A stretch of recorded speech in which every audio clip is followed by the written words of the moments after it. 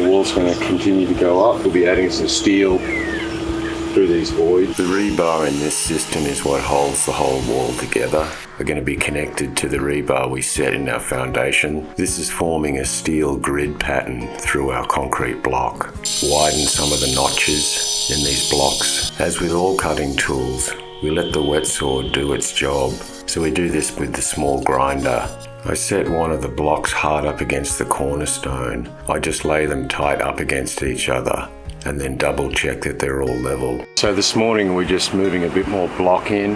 Just try and do that a piece at a time because I've only got so much room here to keep it on these pallets. We're going to do some double checking with our string line levels. As before, we're going to be using our packers to keep them level. We just check back over our blocks to make sure they're all lined up and we're ready to start pouring concrete in them to lock them into this foundation.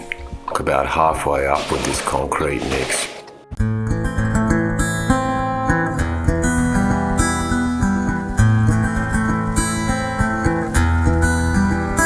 Lay your head upon my shoulder. Shut off your thoughts and clear your mind.